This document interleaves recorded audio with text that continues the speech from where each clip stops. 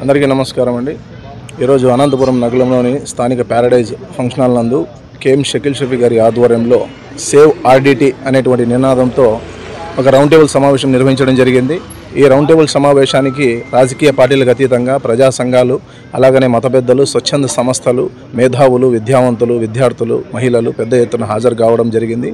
ముఖ్యంగా అనంతపురంలో ఒక మినీ గవర్నమెంట్ లాగా ఎదిగినటువంటి సంస్థ ఏదైనా ఉందంటే వన్ ఆఫ్ ది సంస్థ ఆర్డిటి సంస్థ.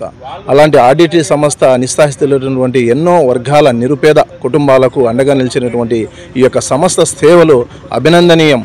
ఇలాంటి సంస్థ ఈరోజు కష్టకాలంలో రావడము, ఇలాంటి సేవ్ ఆర్డిటి అనే నినాదంతో ముందుకు రావడం చాలా బాధాకరం.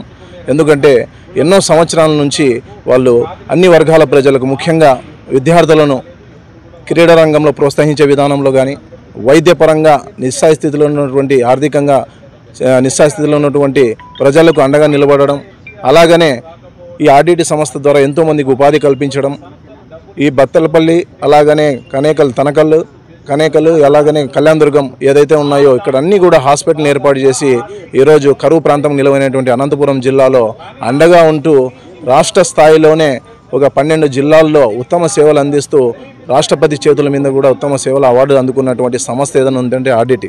ఈరోజు ఆర్డిటి ద్వారా ఎవరైతే సేవల ద్వారా లబ్ధి పొందారో వాళ్ళందరూ కూడా, ప్రజలందరూ, ప్రతి ఒక్కరూ కూడా కుల మతాలకు అతీతంగా తరలికొచ్చేసి ఈ సేవ్ ఆర్డిటి అనే నినాదంలో భాగస్వాములు కావాల్సిన అవసరం ఉంది.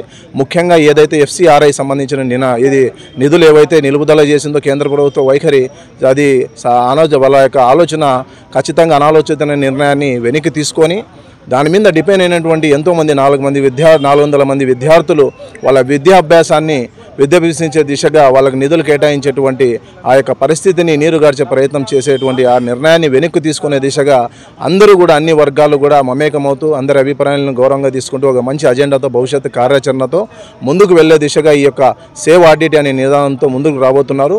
ఖచ్చితంగా ఆర్డిటి సంస్థ ద్వారా లబ్ధి పొందినటువంటి ప్రజలందరూ కూడా, అన్ని వర్గాల వారు, కుల మతాలకు అతీతంగా ఈ ఉద్యమంలో పాల్గొని ఆర్డిటి సంస్థకు అండగా నిలవాలని చెప్పేసి మేము మీడియా ముఖంగా తెలియజేయడం జరుగుతోంది.